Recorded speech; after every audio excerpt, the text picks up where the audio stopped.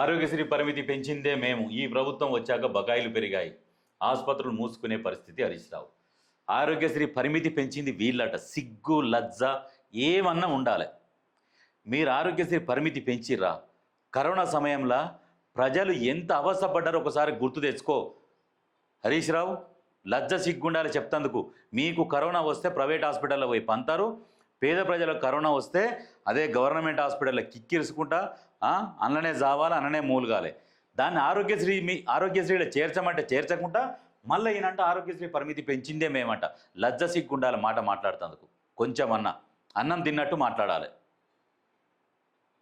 పక్కన ఆంధ్రప్రదేశ్లోనేమో ఆరోగ్యశ్రీ కింద చేరుస్తారు వాళ్ళు.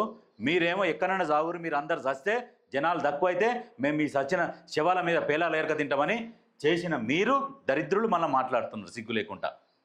మొత్తం హాస్పిటల్ అన్నీ అవని, టీఎక్స్ హాస్పిటల్స్ అవని, యశోద హాస్పిటల్స్ అవని, కొత్తగా తెలంగాణ వచ్చినాక పుట్టుకొచ్చిన హాస్పిటల్స్ ఇవన్నీ అవని హాస్పిటల్స్. ఆ కార్పొరేట్ హాస్పిటల్స్ ఎన్ని హాస్పిటల్స్ అవి మూసుకునే పరిస్థితి వచ్చినాయి. ఎప్పుడైనా నిజంగా వాస్తవానికి ఆరోగ్యశ్రీకి సంబంధించి ఈ కొన్ని హాస్పిటల్స్కి అన్నిటికీ ఇవ్వద్దు ఆరోగ్యశ్రీ పర్మిషన్ కూడా. ఈ జిల్లాలకు బార్డర్లో ఉంటాయి కదా. ఇప్పుడు హైదరాబాద్కి ఎంటర్ అయ్యే దగ్గర నిజామాబాద్ నుంచి, ఇటు నల్గొండ నుంచి, అటు మహబూబ్ నగర్ నుంచి, ఇటు వరంగల్ నుంచి, ఇక్కడ కార్నర్లో ఉన్న మెయిన్ హాస్పిటల్స్కు ఆ జిల్లాలలో ఇవ్వాలి. ఈ హైదరాబాద్లలో ఇవ్వద్దు. హైదరాబాద్లో కొన్ని హాస్పిటల్స్కి ఇవ్వాలి. అట్లా ఇచ్చిలని తన్నాలి అసలు.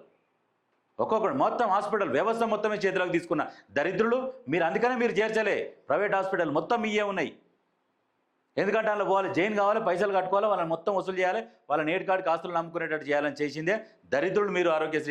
ఆరోగ్యశ్రీలో చేర్చకుండా కరోనాని మళ్ళీ సిగ్గు లేకుండా మాట్లాడుతున్నాడు హరీష్ రావు ఇంకా.